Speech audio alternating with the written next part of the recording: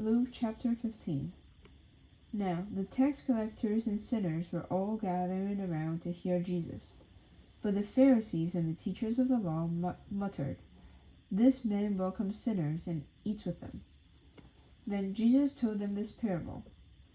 Suppose one of you has 100 sheep and loses one of them. Doesn't he leave the 99 in the open country and go after the lost sheep until he finds it? And when he finds it, he joyfully puts it on his shoulders and goes home. Then he calls his friends and neighbors together and says, "Rejoice with me, I have found my lost sheep."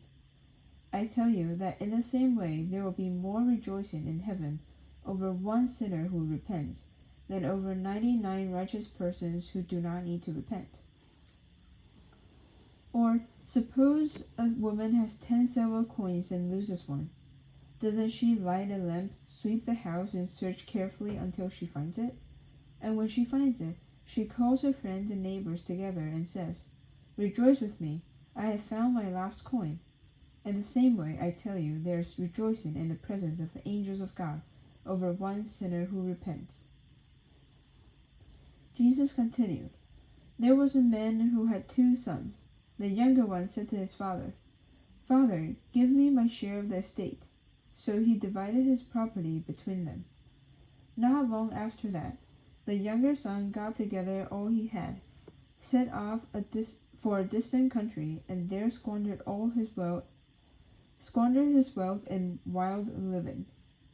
After he had spent everything, there was a severe famine in the whole country, and he began to be in need. So he went and hired himself out to a citizen of that country, who sent him to his fields and to feed pigs. He longed to fill his stomach with the pods that the pigs were eating, but no one gave him anything. When he came to his senses, he said, "How many of my father's hired servants have food to spare, and here I am starving to death? I will set out and go back to my father and say to him, 'Father, I have sinned against heaven and against you. I am no longer worthy to be called your son. Make me like one of your hired servants.' So he got up and went to his father. But while he was still a long way off, his father saw him and was filled with compassion for him. He ran to his son, threw his arms around him, and kissed him. The son said to him, 'Father, I have sinned against heaven and against you. I am no longer worthy to be called your son.' But the father said to his servants, 'Quick, bring the best robe and put it on him. Put a ring on his fingers and sandals on his feet. Bring the fattened calf and kill it. Let's have a feast and celebrate. For this son of mine was dead and is alive again. He was lost and is found.' So they began to celebrate.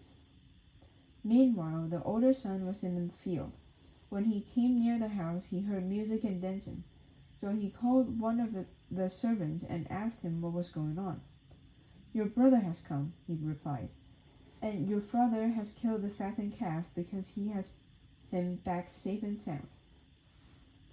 The older brother became angry and refused to go in. So his father went out and pleaded with him. But he answered his father, 'Look, all these years I've been slaving for you and never disobeyed your orders. Yet you never gave me even a young goat so I could celebrate with my friends. But when this son of yours who has squandered your property with prostitutes come home, you kill the fattened calf for him.' 'My son,' the father said, 'you are always with me, and everything I have is yours. But we had to celebrate and be glad, because this brother of yours was dead and is alive again. He was lost and is found.'"